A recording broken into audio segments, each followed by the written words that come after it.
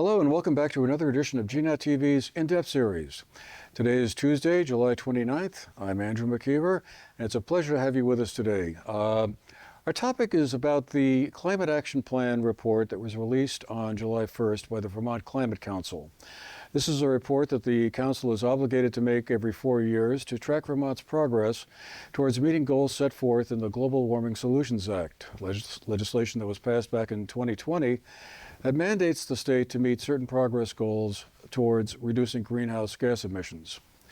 And those goals are 26% below the 2005 emissions levels by this year, 2025, 40% below the 1990 levels by 2030, and 80% below the 1990 levels by the year 2050.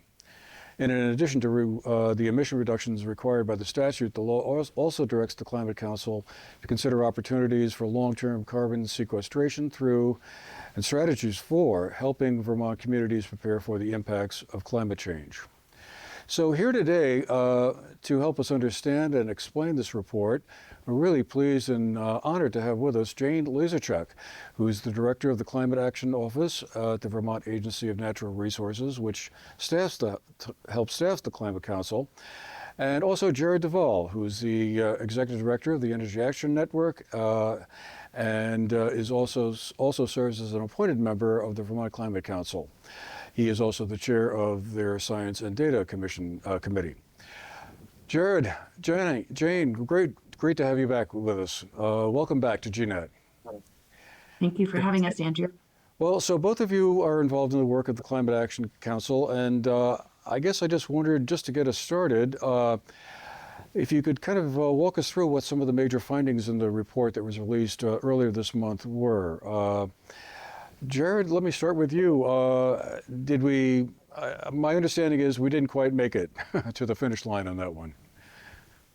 Yeah, well, the Climate Action Plan is separate from an assessment of whether Vermont met the obligations set forth in the Global Warming Solutions Act in terms of climate pollution reduction.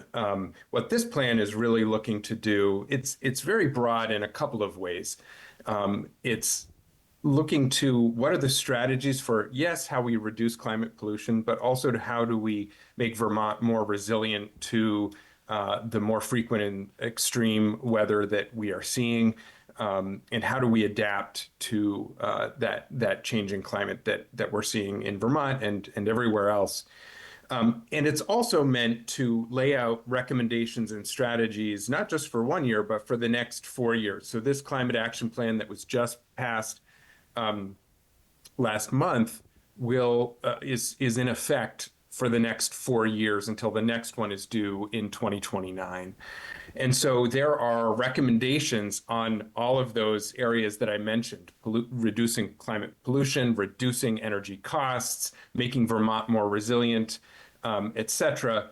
And, just to give a sense of the breadth and depth of it, there were over 250 recommendations, over 50 priority recommendations, and then 10 top priority recommendations, spanning that full range of issues. And Jane, what are some of your top of mind thoughts about the report? Well, yeah, maybe I'll just pick up on your question and try to create the distinction between the Climate Action Plan and the work of the Climate Action Office in tracking and assessing progress with respect to the Global Warming Solutions Act. So as you alluded to at the beginning, the Climate Action Office supports and staffs the Climate Council, and in service of that, we provide the technical analysis and the tracking associated with the work needed to inform good programs, policies, and recommendations in the Climate Action Plan. Jared and I can talk a little bit about some of those studies and analysis that led to some of those priority recommendations for this iteration of the plan. But one of our primary responsibilities is also to create an annual greenhouse gas inventory. So as Jared mentioned and further supported, the Climate Action Plan puts forward the recommendations that set us up to meet the many objectives of the Global Warming Solutions Act: building resilience, adapting to, cutting climate pollution, and the legal backstop to the climate pollution reduction targets is the greenhouse gas inventory that our office produces and ANR has produced for almost 20 years. Since 2007 was the first one. Vermont is one of just under 20 states, I believe. Jared can correct me if I'm wrong now, but it's not all 50 states that produce a very detailed inventory to really look at how we use the best available data, Vermont-specific data, to look at the sectors that are contributing to our climate pollution and then write recommendations tailored to meet those sectoral emissions reductions. But Vermont has done and continues to produce this inventory and strives to do better by it each year with the data and timing of that. And so the targets that you reference is that first target of 2025, where we were supposed to be 26% below 2005 levels. 2005 was our largest year for climate pollution in Vermont, so 26% below is sort of a steady trajectory down, but not as steeply as we need to go between now and 2030, below 19, where we have to change that baseline year to 1990 and look at 40% below. The last climate plan was intended to set forward programs and policies to meet that first emissions reductions target. And we moved forward with some, weren't successful with others. And we also had unprecedented amounts of federal funding to make progress. And those two largest sectors of our inventory or our climate pollution around transportation, the way we move around in Vermont, and then the residential, commercial, industrial sector, the way we heat our homes and commercial buildings. We know that data in pretty real time because those are areas of the inventory we've strived and made progress around using Vermont data.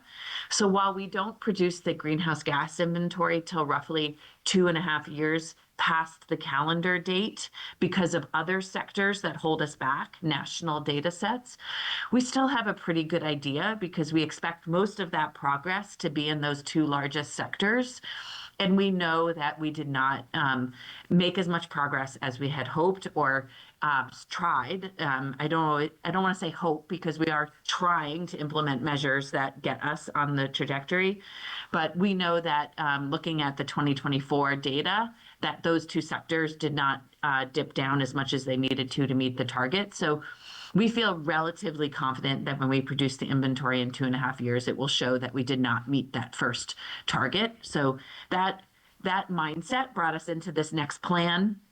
It made us understand that we need to do even more, which we knew we needed to do more, even just to be successful with the next target. And so there was a heavy emphasis on what the recommendations should say about climate pollution reduction measures, balanced with the understanding that we've had two of the worst floods in Vermont's history since the first plan was produced. And so those priority recommendations in the CAP tried to really reflect both that urgency around emissions reductions to cut the harming pollution that causes those storms or intensifies those storms, and then really also balance it with robust priority recommendations that mitigate the harm of those storms now, especially to our most vulnerable. So yes, we'll continue to track the progress and then continue to support, and we can talk about what some of those recommendations are, the technical needs around good policy and programs to put forward a plan that we feel confident will get us back on track to meeting those statutory reduction requirements. Okay, well, yeah, well, let's pick up on that. What do we need to do to be on track to meet the goals for 2030? Jared, maybe, do you want to weigh in on that one? Well, as Jane said, the two largest sources of climate pollution in Vermont, and really the two areas that contribute to high energy costs for Vermonters, relate to our fossil fuel dependence for how we get around and how we heat our homes and buildings. In the first climate action plan, there were kind of two tandem strategies to be primary ways to reduce pollution and costs in those sectors. One was what was called the Transportation and Climate Initiative. It was a multi-state effort to cap emissions from the transportation sector and then invest in cleaner and less polluting and more efficient and less costly transportation solutions. That kind of multi-state effort fell apart literally like, what was it, Jane, 2 weeks before the first climate action plan was due. And so a challenge of the first climate action plan was that transportation and climate initiative had been developed by multiple states over more than a decade. And so that we thought was going to be the primary strategy for tackling transportation sector pollution and costs. But then we said, well, what do we do about the other elephant in the room, which is the immense amount of pollution and costs that our fossil fuel dependence in how we heat our homes and buildings in the thermal sector creates? And that was when the Clean Heat Standard was developed as a thermal sector specific strategy. Now that there are not these sector specific efforts moving forward, we're looking bigger picture and saying, can we achieve greater efficiency?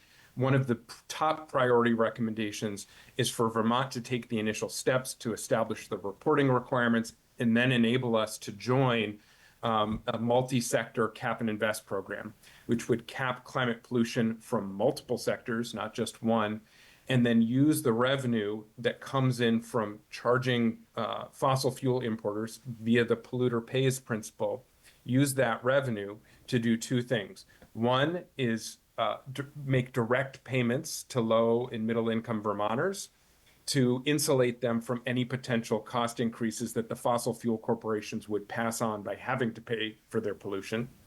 But then the second would be to use that revenue for incentives and grants, again, targeted to low and moderate income Vermonters to help do things that we all agree are beneficial and need to happen. Weatherizing homes for the comfort, energy savings, pollution reduction benefits that creates. Building out more charging infrastructure for electric vehicles, helping folks heat their water with heat pump water heaters rather than inefficient and costly propane water heaters, for instance. And so there was a way in which this second plan, because we had the clarity of things that did not move forward, enabled us to take a broader approach. And I think that we also learned from some of the criticism that was leveled at the Clean Heat Standard, two things that the Public Utility Commission and others addressed in their report to the legislature about the Clean Heat Standard were really front of mind when the council developed this cap and invest recommendation. One was a concern about the administrative cost and complexity of a standard that one state was doing without partnering with other states. And one of the benefits of joining a cap and invest program is that other states have already developed some of the key underlying administrative capacity to, for markets in terms of assessing and tracking pollution and allowances. And then there's also, the Clean Heat Standard was actually very intentionally designed to help low and middle income folks reduce their energy costs. It was going to direct a very progressive, disproportionate share of the clean heat activity to the homes of low and moderate income Vermonters. But if you were somebody who didn't want to take advantage of having your home weatherized or getting an incentive or a grant for a more efficient and less costly heat pump water heater rather to replace your propane water heater, say, for instance, or you didn't want to look at advanced wood heat or biofuels or many of the, over a dozen clean heat options that would have been more accessible and more affordable for Vermonters under the Clean Heat Standard. If you were just going to keep using fossil fuels, it was likely that you would have seen a price increase per gallon. Now, there was intense debate about how much that price increase would have been. There were reports saying that would have been 3 to 4 cents a gallon per year. The PUC report said perhaps 8 cents a gallon a year. There were fossil fuel industry mailers that were using much larger numbers that were really unfounded and I think were more scare tactics. But there was no debate that if you kept using fossil fuels, didn't want to take advantage of clean heating opportunities, there would have been some increase in the price per gallon of fuel oil or propane or fossil gas or natural gas. One of the great benefits of a cap and invest program is that there's a way to protect low and middle income Vermonters regardless of the energy choice that they make. So under a cap and invest program, if you decide to keep heating with fossil fuels, you can still be insulated from any price increase by receiving direct payments directly. And that mechanism still needs to be figured out. Is it an electronic transfer? Is it a check to those Vermonters? That's work that the Treasurer's Office and ANR and other independent groups, including Energy Action Network, are looking at in terms of, what could be done to help move this recommendation forward in a practical way. But I think from a policy perspective of how do we reduce pollution while reducing energy costs, that's one of the key win-wins that was our guiding, as a North Star for me, and I know for many other members of the Climate Council. That was a real source of appeal of a cap and invest program, was the ability to really thoroughly support low and middle income Vermonters in this transition and make this a progressive shift rather than a regressive one. So Jane, is cap and invest going to be the way the state government perceives as the best way to go forward on this, or is the clean heat standard completely out of the picture at this point? Yeah. I can't read the writing on the wall with the policy development, but we are very committed to taking the interim steps needed to continue to make progress on exploring the benefits and impacts of a cap and invest program. Our office, as Jared suggested, one of those foundational components of this is to stand up a reporting rule. And a reporting rule does multiple things. It gets the regulated entities, of which many of them have not been regulated, sort of comfortable with reporting. It helps give us good data and baseline information in order to understand the impact, the benefits, and the relationships with potentially regulated entities. In this case, fuel dealers, fuel suppliers, both in the residential side and the transportation side. It also allows us to expand and think about some of our larger stationary sources of pollution in Vermont, potentially areas that are larger non-combustion sources of greenhouse gas emissions. And so we are committed to moving forward with that. Our office is already looking at sort of two approaches. One, how could you harmonize reporting that's already on the books and ensure ANR gets that data to stand up a program? Or how would we stand up an independent regulation around greenhouse gas reporting? So we're committed to doing that, and that is something we'll report on to the Climate Council by December of this year about our recommended approach for that, as well as the resource needed to stand up any kind of digital infrastructure to maintain that data, capacity needs, et cetera. And then the other thing Jared alluded to, which I think is a critical component, is I mentioned at the beginning that our office has resources to support the technical underpinning of these programs and policies, and working closely with the Climate Council and the Treasurer's Office. We did a companion study as we were developing this climate action plan around the different cap and invest programs that exist, and what a recommended program would be for Vermont to join.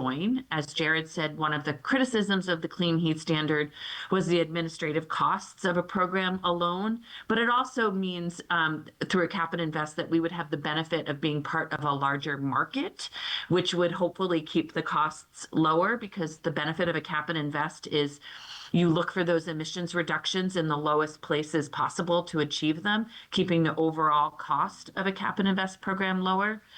And so through that study, the Treasurer made a number of recommendations, and those are materialized in the cap and invest recommendation in the climate plan. And in addition to that reporting rule, it also looks at continuing to monitor our neighbor, New York, that is signaled that they're imminently standing up a cap and invest program. We purchase 60% of our fuels through New York, so it makes sense to think about a program that aligns with them, because we would likely be impacted by the costs on a program like that. So why not realize the benefits as well? So we're continuing to have relationships with New York and talk about their timeline and what they're learning, benefiting from their work as well.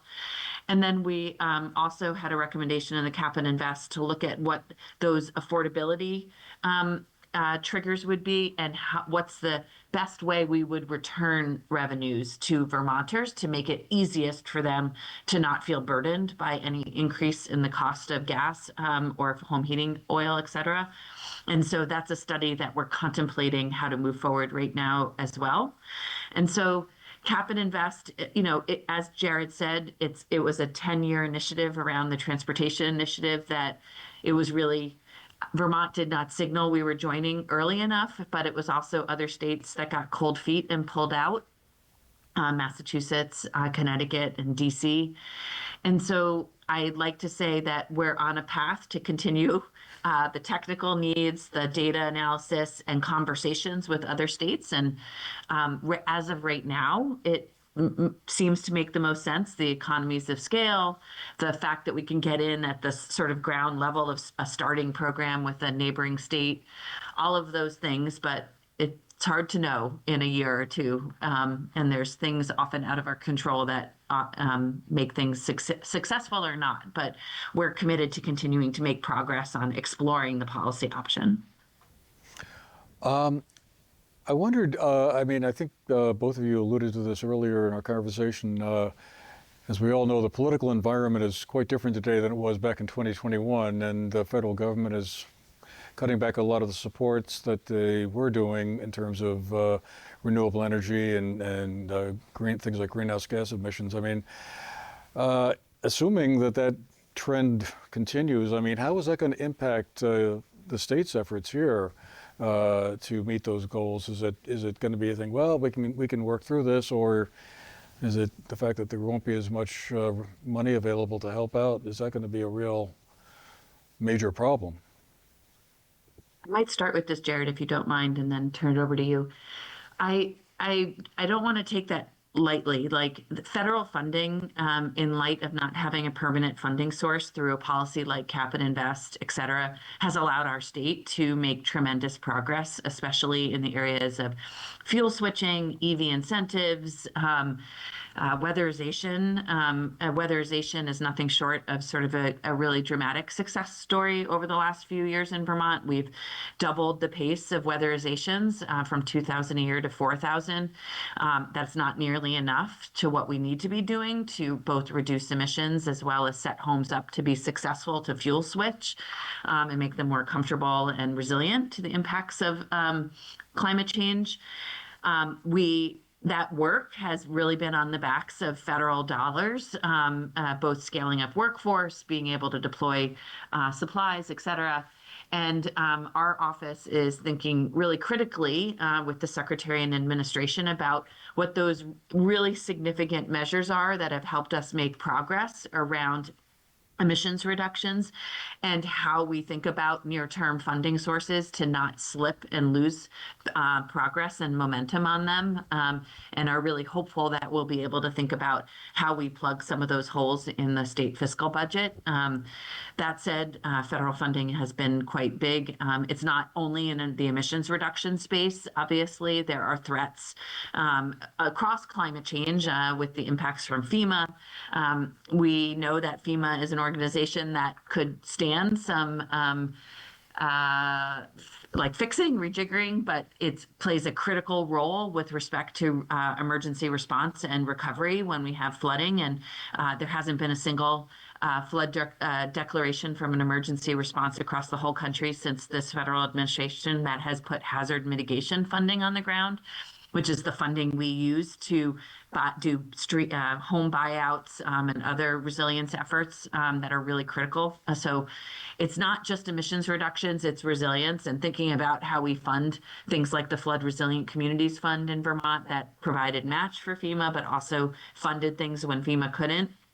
So this is a really critical area. And while I totally appreciate the need for long-term funding and additional success, I think our state has to, at a minimum, really be thinking in the near term about how we maintain progress, both on the emissions reduction side and the resilience and adaptation side.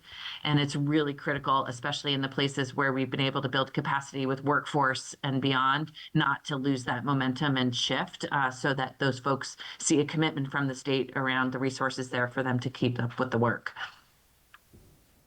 All right, Jared, over to you. Yeah, I think Jane framed that really well. One of my biggest concerns, just to step back a second, when we talk about costs and affordability, many of the things that have been happening in Vermont that we want to see scale up, weatherization, electric vehicles, heat pump water heaters, these are solutions that can really significantly reduce energy bills. So if you compare an electric vehicle to a comparable gas vehicle over its lifetime, EV costs $9,500 less in fuel and maintenance. Over the cost of a lifetime of a propane water heater versus a heat pump water heater in a residential setting is $3,000 less over the lifetime.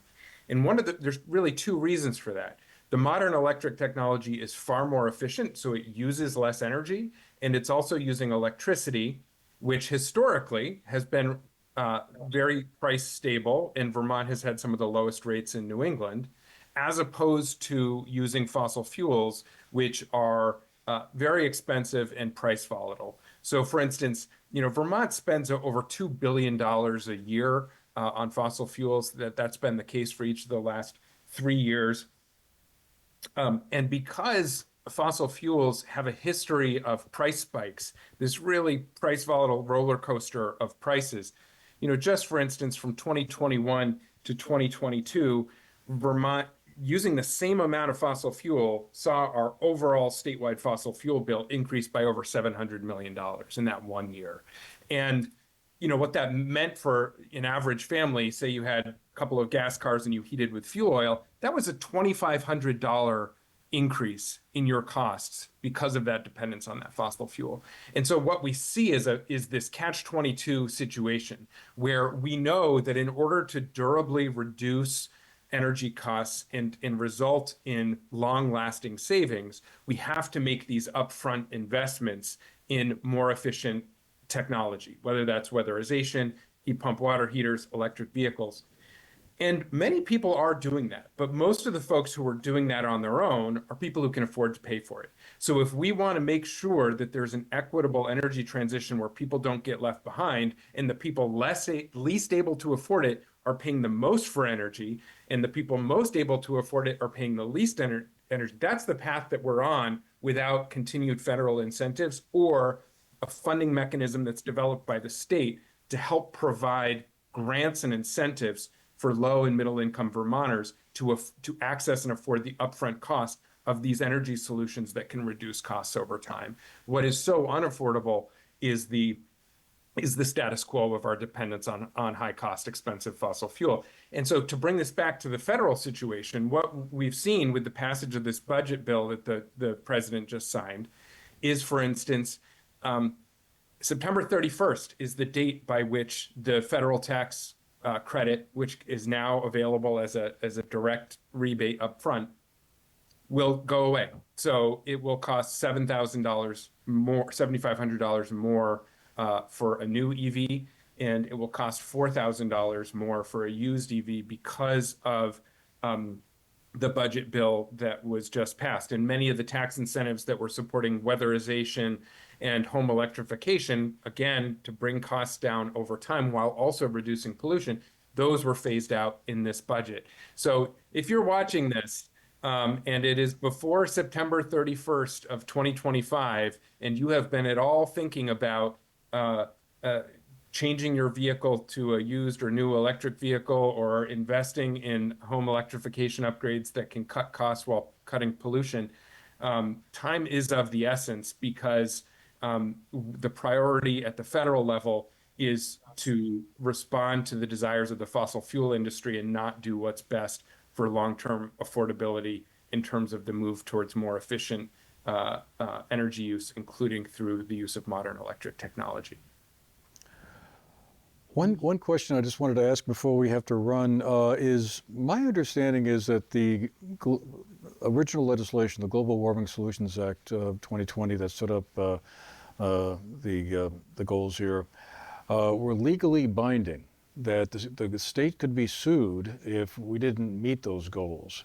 And my understanding is there is one organization that has filed a lawsuit, but I guess I just wondered, I mean, what is the legal status of that? Is that actually the case, that any individual could sue the state because we didn't meet the goals? Or how Yes. does that work? There are multiple sort of triggers for that civil suit provision in the Global Warming Solutions Act. And I think they're often held up as unique. But just to be clear, any citizen can sue the state over inaction around laws. In any case, what the civil suit provision does is actually tie it to different triggers and actually narrows, in some cases, Vermonters' ability to sue, and it targets them to sue at different timelines in the law. So yes, we had the first testing of that was around a rulemaking provision in the lawsuit. It was recently dismissed, that lawsuit, last week. But the very clear legally binding components of the law have to do with the emissions reductions targets and when that greenhouse gas inventory is produced. So yes, the first target has come, and both Jared and I are saying we likely missed it, and all signs point to the fact that we missed it. But the trigger, that legally binding component, is when we produce the greenhouse gas inventory.